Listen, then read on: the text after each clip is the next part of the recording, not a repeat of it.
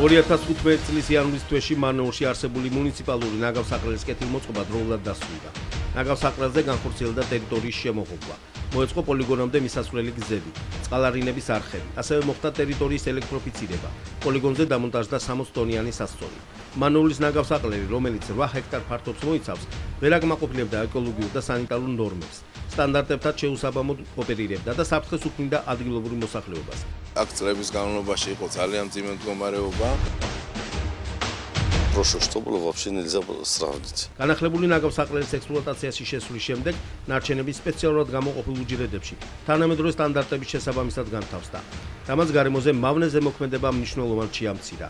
არაორგანიზებულად განთავსებული ნარჩენები პოლიგონთან ახლოს გამავალ ცენტრალურ საავტომობილო გზას აღარ აბინძურებს. სახელმწიფოს მიერ დაფინანსებული პროექტის ღირებულება 529,929 ლარია. 530,000 ლარი იქნა დახარჯული ამ პროექტში. სამუშაოებისას ადგილზე 26 ადგილობრივი მოსახლე იყო დასაქმებული. იანვრისთვის მონაცემებით 72,000 ლარიანი ბიუჯეტით მუნიციპალიტეტის მოსახლეობის 40%-ს დაახლოებით 50,000 მოსახლეს მოემსახურა ადგილობრივი თვითმმართველობის ბალანსზე არსებული კომუნალური მეურნეობა, რომელმაც მარნეულის განახლებულ ნაგავსაყრელზე 1931 კუბური მეტრი მყარი ნარჩენი შეიტანა. ადგილობრივ კომუნალურ მეურნეობაში 100-მდე ადგილობრივი მოქალაქეა დასაქმებული. მე როგორც ადგილობრივი დასუფთავების სამსახურის წარმომადგენელი მოსახლეობას ვთხოვ, ერთად დავიცვათ მუნიციპალიტეტის ქონება და ვიცხოვროთ სუფთა გარემოში. სისუფთავე არ არის იქ, სადაც ასუფთავებენ, არამედ არის იქ, სადაც არ ანაგვიანებენ. ნუ გადაყრით ნაგავს ურნის გარეთ. ეს ჩვენი მუნიციპალიტეტია.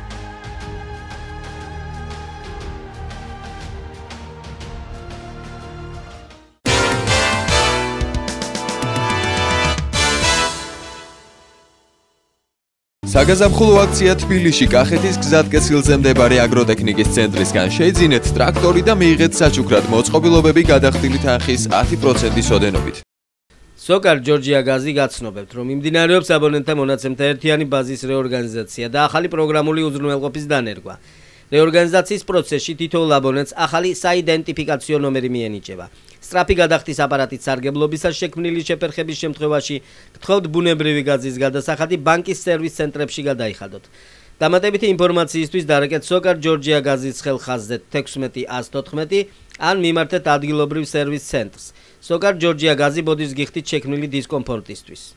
მოსკოველი ნეიროქირურგი ოთარ ნერგაძე განკურნავს თავის ტვინის ხერხემლის სახსრების დაავადებებს. ტელეფონი 557 40 30 53. სოკოვანი მჩხილების მკურნალობა უსისხლოდ. უმტკივნეულოდ 595 08 99 80. უახლესი სამედიცინო ტექნიკითა და კვალიფიციური ექიმებით დაკომპლექტებული მძლავრი ჰოსპიტალური ქსელი საქართველოში. პაციენტს რეგიონიდან გაუსვლელად სთავაზობს მაღალი ხარისხის სამედიცინო მომსახურებას.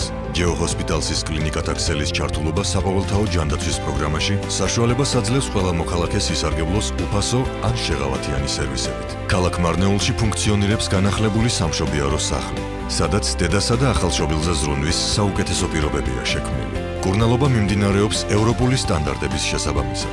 მათ შორის გინეკოლოგიური ოპერაციები, ნეონატოლოგია, ახალშობილთა რეანიმაცია, ქალთა კონსულტაცია და მშობიარობა. ამბულატორიული სერვისები მოიცავს ექიმის სპეციალისტების, მათ შორის თერაპევტისა და პედიატრის მომსახურებას, რენტგენოლოგიურ და ეკოსკოპიურ გამოკვლევებს.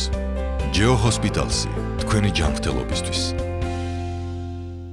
2015 წლის 1 მარტიდან ლუდზე აქციზური გადასახადი იზრდება 50%-ით. ეს გამოიწვევს პროდუქციის გაძვირებას და გაყიდვების შემცირებას, რასაც შედეგად მოყვება წარმოების, დასაქმებულთა რაოდენობის და მათი შრომის ანაზღაურების შემცირება. გაყიდვების შემცირების გამო ფისკალური ეფექტი იქნება მინიმალური. დარგი კი დაკარგავს ზრდის პერსპექტივას. გაზრდილი აქციზი ყველაზე მეტად ადგილობრივ მწარმოებლებს დააზარალებს. არ გამიწვირო ლუდი. საგაზაფხულო აქცია თბილისში კახეთის გზატკეცილზე მდებარე აგროტექნიკის ცენტრისგან შეიძინეთ ტრაქტორი და მიიღეთ საჩუქრად მოწყობილობები გადახდილი თანხის 10%-ის ოდენობით.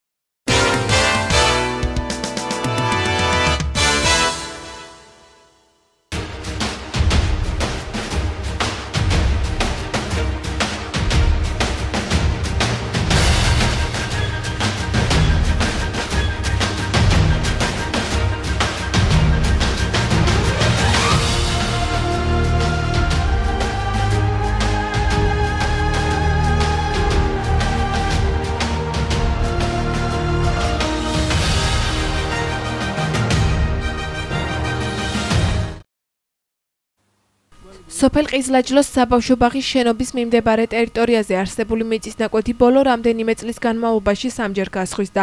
გაყიდულ მიწისნაკვეთზე განთავსებულია სკოლამდელი აღზრდის დაწესებულების კანალიზაციის სისტემა და ტრანსფორმატორი, რომელიც ამ ეტაპზე ახლანდელი მესაკუთრის მფლობელობაშია გადასული. იმის გამო, რომ ნაყიდ ტერიტორიაზე მფლობელი საცხოვრებელი სახლის აშენებას გეგმავს, შესაძლოა საბავშვო ბაღი კანალიზაციის სისტემისა და ელექტროენერგიის გარეშე დარჩეს. პრობლემასთან დაკავშირებით ყიზლაჯლოს რწმუნებულმა და საბავშვო ბაღის დირექტორმა კომენტარი გააკეთა. ყიზლაჯლოს საბავშვო ბაღის გასწვრივ მდებარე მიწისნაკვეთი გაიყიდა. გაყიდულ ტერიტორიაზე მოყვა ბაღის კანალიზაციის სისტემა და ტრანსფორმატორი. ეს მიწა ადრეც რამდენჯერმე გაყიდეს. ახლანდელ მფლობელს სახლის აშენება უნდა, შესაბამისად გაუქმდება კანალიზაციის სისტემაც და ტრანსფორმატორიც.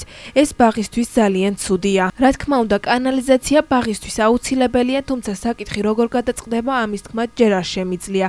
მიმართეთ მუნიციპალიტეტის გამგებელს ჩვენ პრობლემასთან დაკავშირებით. გაყიდულ ტერიტორიაზე მოექცა კანალიზაციის სისტემაც და ტრანსფორმატორიც. იმის გამო, რომ მაღალი სიმძლავის ტრანსფორმატორი და კანალიზაცია ბავშვებისთვის საზიანოა, ხობის იქით გაკეთდა. იმ შემთხვევაში თუ პრობლემა არ მოგვარდება, ყველა საჭირო ორგანოს მივმართავთ. თემასთან დაკავშირებით ჩვენ გავესაუბრეთ მიწისნაკვეთის ახალ მესაკუთრეს. მისი თქმით, ნაკვეთი ყველა საჭირო წესის დაცვით კანონის ფარგლებში შეიძინა. მიწისნაკვეთი ყველა წესის დაცვით შევიძინე, ამის დამადასტურებელი დოკუმენტებიც მაქვს. ჩემს კუთვნილ ტერიტორიაზე სახლის აშენებას ვგეგმავ. მე არანაირი კანონსაწინააღმდეგო ქმედება არ ჩამიდენია. ბაღის ადმინისტრაცია საკითხის გადაუჭრელობის შემთხვევაში სამართლებრივ დავას აპირებს.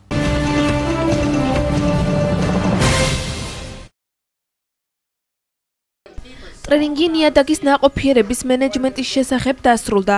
დღეს ტრენინგის მონაწილეებს პროექტის ხელმძღვანელი როლანდ სმიტი ესაუბრა. ექსტენსიისა და საკონსულტაციო მომსახურების გაძლიერება საქართველოში პროგრამის ფარგლებში ქვემო ქართლის ყველა საკონსულტაციო ცენტრის წარმომადგენელი იყო ჩართული.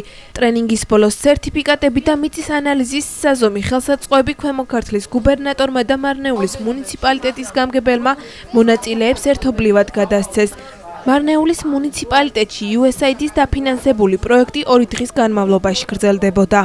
მოგეხსენებათ, რომ სულ 2 დღის წინ ჩვენ შევხვდით საკრებულოს და მარნეულის საკრებულოს წევრებმა დეპუტატებმა აღნიშნეს იმ პრობლემების შესახებ, რომელიც დგას დღეს რაიონის წინაშე და განსაკუთრებით მიწების მწირი ნიადაგების, გაუდაბნოების და საერთოდ მიწებთან არასწორი დამოკიდებულების შესახებ და ამ პრობლემებს მეორე დღესვე მოყვა 2 დღიანი ტრენინგი, რომელიც USAID-ის ჯგუფმა ჩაატარა სოფლის მეურნეობის სამინისტროს დახმარებით.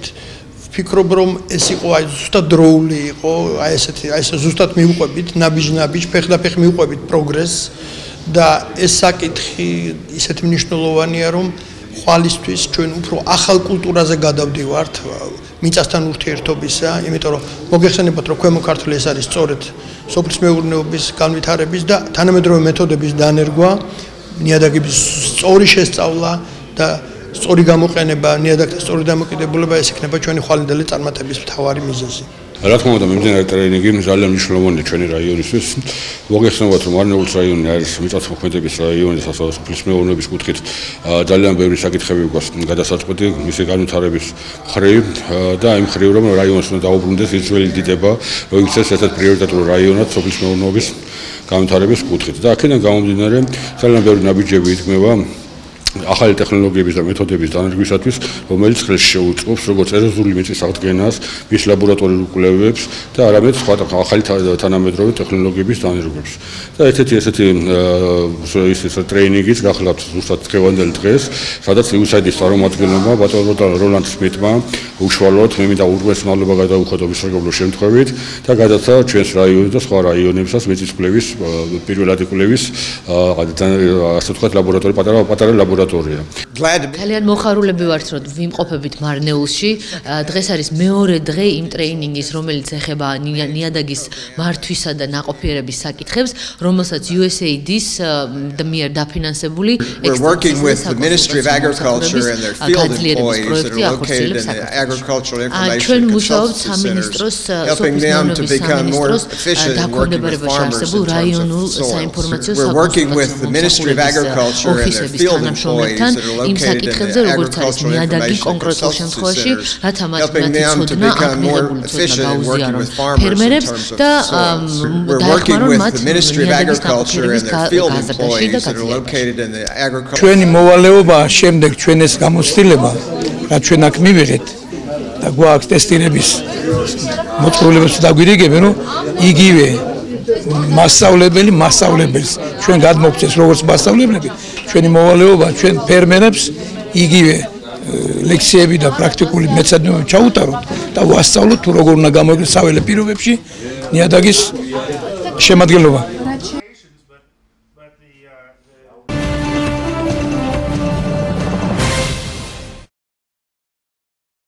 აი რა ფეხბურთი სათამაშო იყო რომ ჩამოასახლეს სვანები.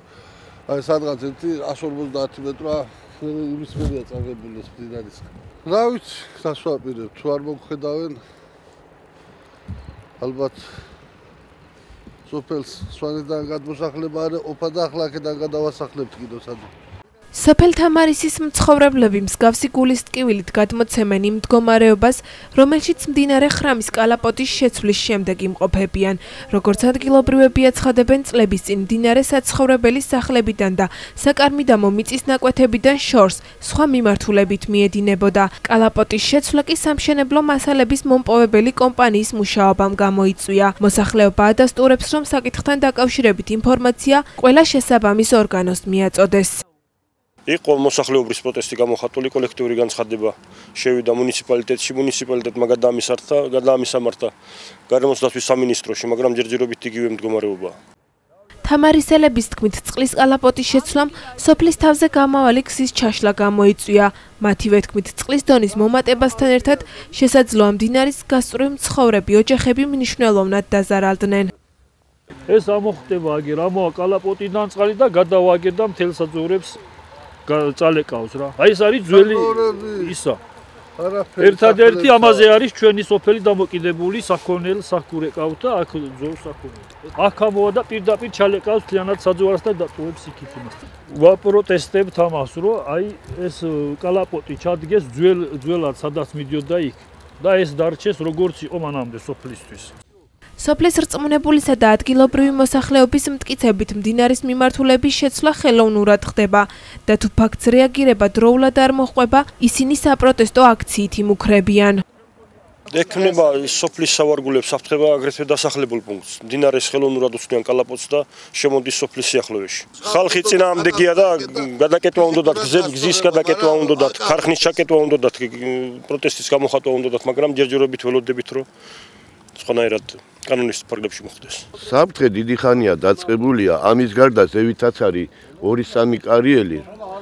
რამაც შეუცვალ ამ მდინარეს კალაპოტი და აგერ თქვენ თვითონ ხედავთ სავარგულები, უკვე მისულია ნანგრევები სავარგულებთან, ვაღბოსტნებთან. და სოფელი ამას განიცდის, ეკარგება ტერიტორია.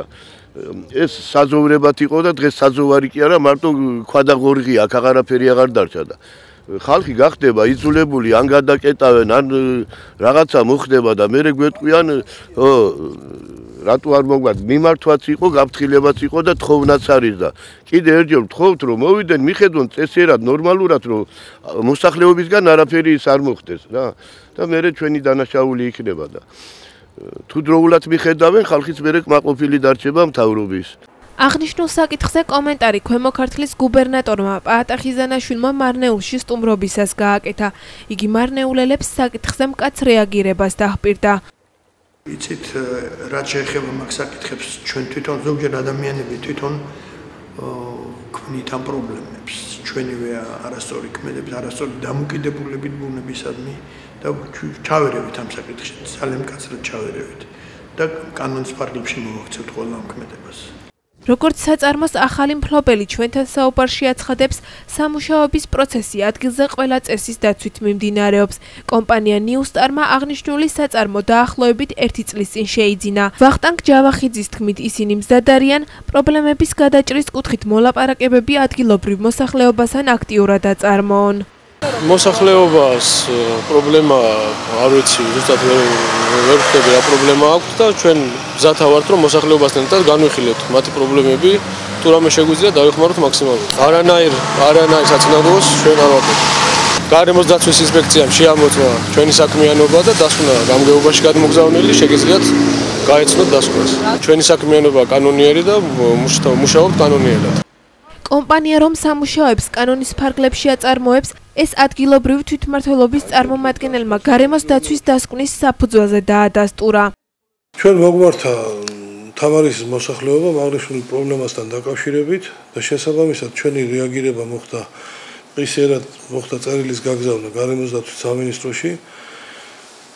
შესწავლილი იყო ეს ფაქტი, რამდენად შეესაბამებოდა არსებული რეალობა სინამდვილეს კანონის ჩარჩოებში მის და მივიღეთ პასუხი გარემოს დაცვითი ზედამხედველობის დეპარტამენტის ქვემო ქართლის სამსახურიდან, რომელსაც ხელს აწერს სამსახურის უფროსის მოვალეობის შემსწავლელი ბატონი ანზორ ალადაშვილი. ჩამოსულები იყვნენ თანამშრომლები და სოფლის წარმომადგენლებთან ერთად შეისწავლეს ეს პრობლემა და მოგცეს აი ასეთი დასკვნა, რომ ეს საკარიერო მეურნეობა, კარიერი, რომელზეც მიმდინარეობს აიაბტუთას ბუნებრივი რესურსების მოპოვებითი სამუშაოები, მუშაობს კანონიერად მუშაობს იმ სამთო მინაკუთნის ფარგლებში, რომელიც მის აიაბტუთას ლიცენზიის საზღვრებში ჯდება. თამარისელები საკითხის ხელმეორედ გადახედვას და პრობლემის დაუყოვნებლივ მოგვარებას ელოდებიან.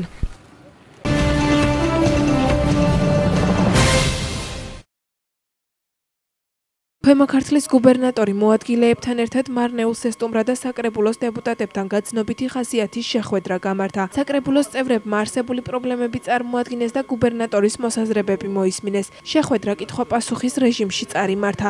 დეპუტატების დასმულ შეკითხვებზე პაატა ხიზანაშვილმა ვრცელი კომენტარი გააკეთა. ხრამზე არის შებენის გადამამუშავებელი ქარხანა,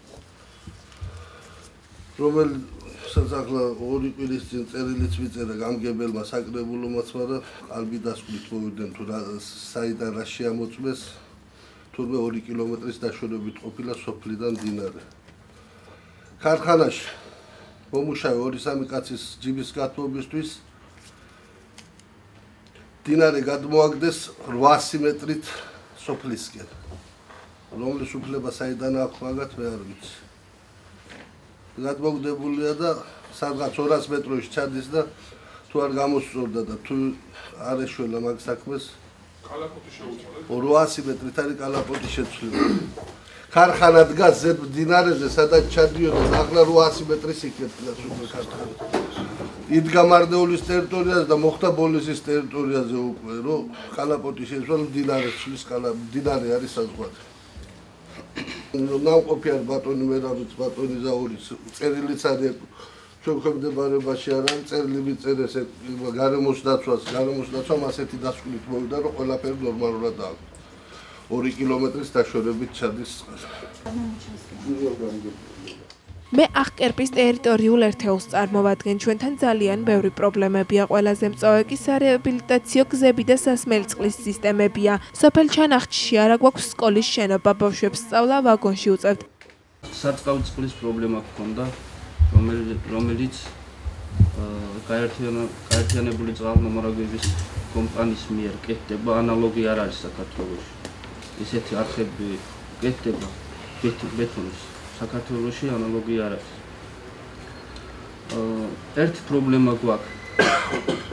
სოფელ კასმულოს საჯარო სკოლა დაიწვა. როგორც ჩემთვის ცნობილია, განათლების სამინისტრომ პროექტზე დაიწყო მუშაობა. ასევე გვაქვს სასმელი წყლის პრობლემა, რომლისთვისაც წელს დაგეგმილი გვაქვს ახალი ხაზის იყვანა ყველა უბანზე და ყველა ოჯახში. ეს იქნება სოფლის მხარდაჭერის მიზნით გაყოფილი თანხებით, ასევე როგორც ბატონ მერაბმა და ესევე საგრაფოს თავმჯდომარე თანაფინანსებაც იქნება ადგილობრივი მუნიციპალიტეტის მიერ. დღეს ჩვენ ვაგრძელებთ იმ ტრადიციულ შეხვედრებს საკრებულოებთან. ეს ძირითადად გაცნობიტი ხასიათის შეხვედრებია და თვითონ საკრებულოს წევრები ყვებიან მაჟორიტარი დეპუტატები ყვებიან იმ თავიანთი რეგიონის, თავიანთი სოფლების პრობლემებზე, რომელიც ჩვენთვისაც ცნობილია, მაგრამ აღმოჩნდა, რომ თურმე ბევრი პრობლემის გადაწყვეტა უცებ ყოფილა მოსახერხებელი.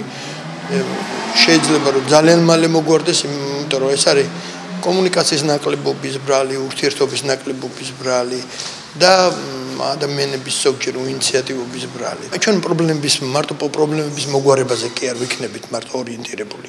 ჩვენ ვაპირებთ ადამიანებთან მუშაობას. ჩვენ ვაპირებთ მთელი საზოგადოების ჩართულობას იმ პრობლემების მოგვარებაში, რომელი პრობლემების დგას ახლა რეგიონის წინაშე.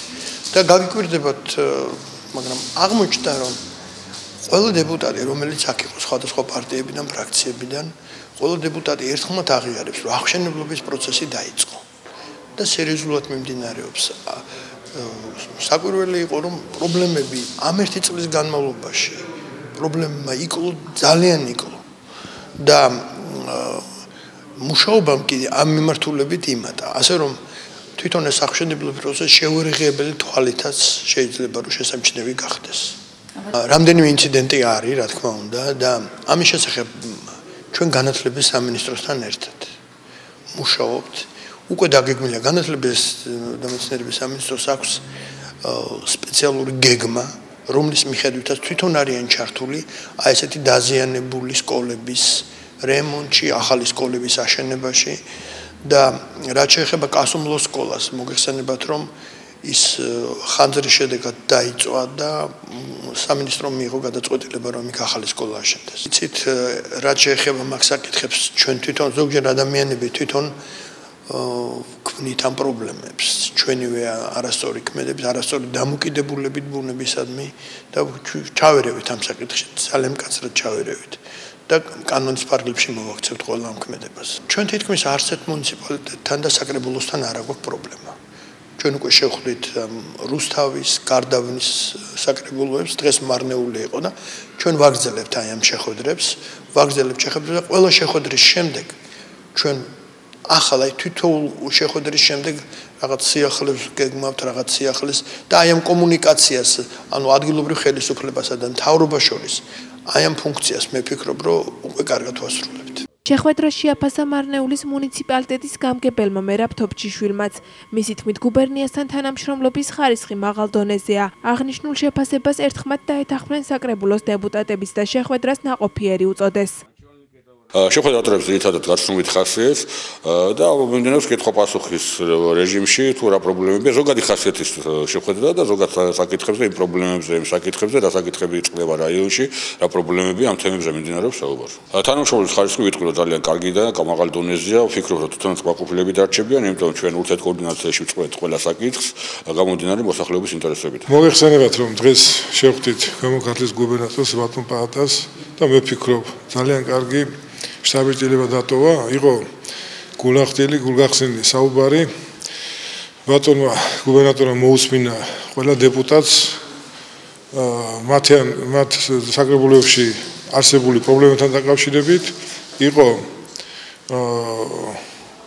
დაპირება იმისა, რომ ერთობლივად ამ პრობლემებს გადავჭრით და მე ვფიქრობ, რომ ესეთ შეხვედრები თუ ხშირად იქნება, კარგი იქნება, იმიდან გამომდინარე, რომ ერთობლივად ერთმანეთს გვეჭდგომით ამ პრობლემებს მივიყვანთ დასრულამდე, შეიძლება ასე ითქვას.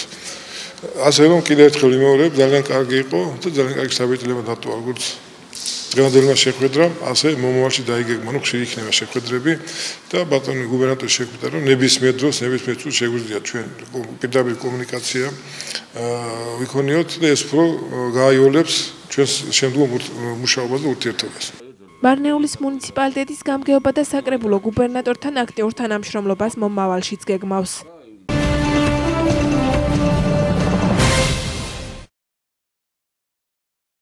მარნეულის მუნიციპალიტეტში რეგიონალური განვითარების ფონდის დაფინანსებითა და ადგილობრივი თვითმმართველობის ბიუჯეტიდან გამოყოფილი თანხით სანიაღვრე სისტემების სამუშაოები მიმდინარეობს. სამუშაოებს რეგიონალური განვითარების ფონდის დაფინანსებით ტენდერში გამარჯვებული კომპანია იბექსი სამეთურუღუნის გუდიაშვილის, აღმაშენებლისა და გოგებაშვილის ქუჩებზე ატარებს. ხოლო რუსთაველის ქუჩაზე სანიაღვრე სისტემების სამუშაოები ადგილობრივი თვითმმართველობის ბიუჯეტიდან გამოყოფილი 169,400 ლარით განხორციელდება. აღნიშნულს მარნეულის მაცხოვრებლები დადებითად აფასებენ. კარგია, რომ აკეთებენ სანიაღვრე სისტემას, თუმცა აღნიშნულ ტერიტორიაზე ცენტრალურ ბაზრის გზაზე უკვე ერთი თვეა სამუშაოები მიმდინარეობს, რაც აფერხებს ავტომანქანებსა და ქვეითების გადაადგილებას. კარგი იქნება თუ სამუშაოები მალე დასრულდება. მადლობა მინდა გადაუხადო, რომ კარგა აკეთებენ, სისუფთავეა, კარგია, სხვა საზღვარგარეთ რო შემოდიან. დაინახავენ რომ სისუფთავეა და სილამაზეა ჩვენ საქართველოში. მე მადლობა მინდა გადაუხადო ჩვენ საქართველოს ხელმძღვანელობას და გამგეობას რომ ასეთი სილამაზე კარგი რამეს აკეთებენ. სანიაღვრე სისტემების სამუშაოებთან დაკავშირებით მარნეულის მუნიციპალიტეტის გამგებლის პირველ მოადგილე საურ ტაპატაძეს გავესაუბრეთ, როგორც ის აღნიშნავს, სამუშაოები 2015 წლის მაისში დასრულდება. რეგიონალური განვითარების ფონდიდან დაფინანსება მივიღეთ ქალაქ მარნეულში აღმაშენებლის სამედვურღუნის, გუდიაშვილის და გოგებაშვილის ქუჩების სანიაღვრე სისტემის მოწყობაზე. საპროექტო ღირებულება გახლავთ 365,000 ლარი. სამუშაოებს აწარმოებს შპს იბექსი, ტენდერში გამარჯვებული კომპანია, რომლის დასრულების ვადა 21 მაისს უნდა დამთავრდეს. რუსთაველის ქუჩის სანიაღვრე სისტემის მოწყობა სამუშაოები მიმდინარეობს. იგივე შპს იბექსია გამარჯვებული აქაც, ეს ერთ ტენდერში გამოცხადდა, რომლის ამას აფინანსებს ჩვენი ადგილობრივი მარნეულის მუნიციპალიტეტის ბიუჯეტი 169,400 ლარი.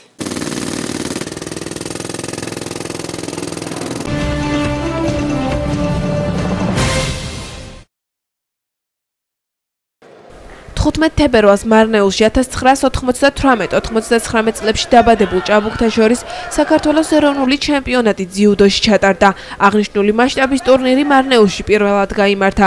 შეჯიბრში მონაწილეობას იღებდნენ საქართველოს ყველა რეგიონიდან წარმოდგენილი სპორტსმენები. შეჯიბრის მსვლელობას ესწრებოდნენ და თვალყურს ადევნებდნენ ფედერაციის პრეზიდენტი, ქვემო ქართლის გუბერნატორი და მარნეულის მუნიციპალიტეტის გამგებელი. სტუმრებმა გამარჯვებულებს მედლები, თასები და დიპლომები პირადად გადასცეს. შეჯიბრის მთავარი პრიზის თენგიზ ნავერიანის სახელობის თასის მფლობელი თბილისელი ჩემპიონი გახდა.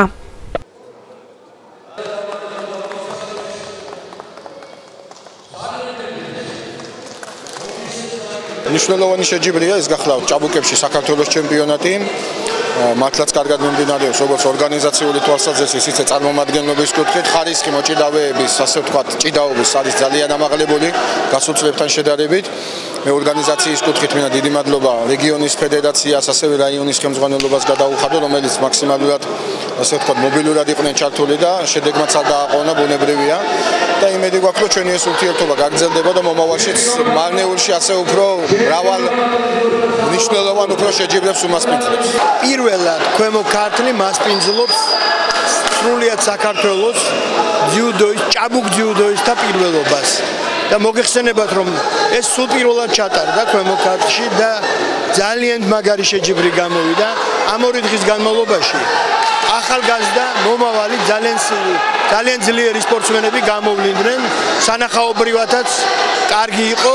ოღონდ ერთადერთი მომენტი იყო, რომ ყველა ის მაყურებელი, რომ ვინც უნდა მოსულიყო, ვერ დაესწრო დარბაზის სიმცირის გამო და მომავალში ვფიქრობ, რომ აქ უნდა აშენდეს ძალიან კარგი სპორტული ბაზა, სადაც თლიანად საშუალება იქნება, რომ ყველა გულშემატკივარი დაესწროს. ეხლა ჩვენ თვალყურს ვადევნებთ ძიუდოში საქართველოს ჩემპიონატს. მე მოხარული ვარ და მადლობა მინდა გადავუხადო ძიუდოს ფედერაციას, რომ აღნიშნული ღონისძიება ტარდება მარნეულის რაიონში. ეს ერთო მნიშვნელოვანია ჩვენთვის, ჩვენი ახალგაზრდებისთვის და ჩვენი სპორტსმენებისთვის, მათი სპორტული განვითარებისათვის. და კიდევ ერთხელ გამეორდები და ყველა იმ ესეულს, რომლებსაც ორგანიზება გაუკეთეს ჩვენ სპორტულ სკოლას და ყველას ვის ორგანიზება გაუკეთა დღევანდელ ღონისძიებას, ყველას გადავუხდი უხმეს მადლობას. მინდა მადლობა უთხრა ძიუდოს ეროვნულ ფედერაციას იმისთვის, რომ მოგცა საშუალება ჩვენ მუნიციპალიტეტს ჯომასპინძლა აღნიშნული ტურნირისთვის, რაც ხელს შეუწყობს ჩვენს მუნიციპალიტეტის მოსახლეობაში ჯანმრთელი ცხოვრების წესის დამკვიდრებას და ზოგადად სპორტის პოპულარიზაციას. ასევე მინდა მადლობა უთხრა ყველა მონაწილეს და მინდა მათ თითოეულ მათგანს წარმატება უსურვო. რა თქმა უნდა, მოხარული ვარ დღევანდელი დღით, იმიტომ რომ ჩემპიონი გავხდი. ეხლა თურქეთში ანტალიაში გვაქვს შეჯიბრი ევროპის თასი და იქ გამოჩნდება ყველაფერი. რა თქმა უნდა, იყვნენ ძალიან ძლიერი კონკურენტები.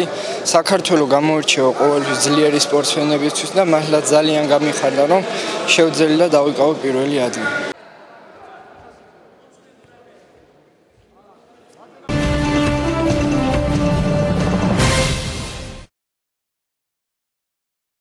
ტელეკომპანია მარნეული უერთდება კამპანიას არ გამიძვირო ლუდი და ვთხოვთ მთავრობას ნუ გაზრდის აქციზის გადასახადს ლუდზე.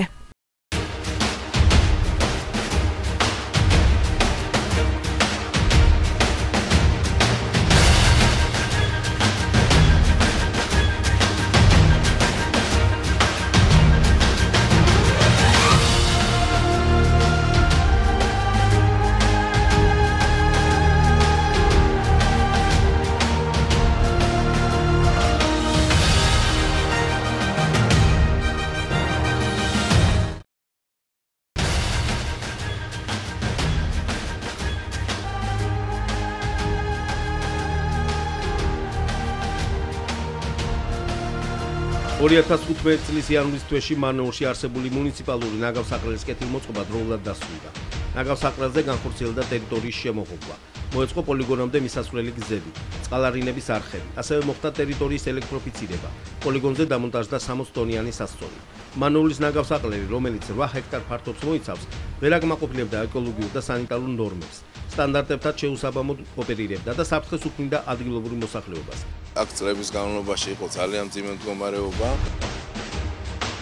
Прошу, чтобы вообще нельзя было сравнить. განახლებული ნაგავსაყრელის ექსპლუატაციაში შესვლის შემდეგ ნარჩენები სპეციალურად გამოყოფილ უჯრედებში თანამედროვე სტანდარტების შესაბამისად განთავსდა. Რამაც გარემოზე მავნე ზემოქმედება მნიშვნელოვნად შეამცირა. არაორგანიზებულად განთავსებული ნარჩენები პოლიგონთან ახლოს გამავალ ცენტრალურ საავტომობილო გზას აღარ აბინძურებს. სახელმწიფოს მიერ დაფინანსებული პროექტის ღირებულება 529,929 ლარია. 530,000 ლარი იქნა დახარჯული ამ პროექტში. სამუშაოებისას ადგილზე 26 ადგილობრივი მოსახლე იყო დასაქმებული. იანვრისთვის მონაცემებით 72,000 ლარიანი ბიუჯეტით მუნიციპალიტეტის მოსახლეობის 40%-ს დაახლოებით 50,000 მოსახლეს მოემსახურა ადგილობრივი თვითმმართველობის ბალანსზე არსებული კომუნალური მეურნეობა, რომელმაც მარნეულის განახლებულ ნაგავსაყრელზე 1931 კუბური მეტრი მყარი ნარჩენი შეიტანა. ადგილობრივ კომუნალურ მეურნეობაში 100-მდე ადგილობრივი მოქალაქეა დასაქმებული. მე როგორც ადგილობრივი დასუფთავების სამსახურის წარმომადგენელი მოსახლეობას ვთხოვ, ერთად დავიცვათ მუნიციპალიტეტის ქონება და ვიცხოვროთ სუფთა გარემოში. სისუფთავე არ არის იქ, სადაც ასუფთავებენ, არამედ არის იქ, სადაც არ ანაგვიანებენ. ნუ გადაყრით ნაგავს ურნის გარეთ. ეს ჩვენი მუნიციპალიტეტია.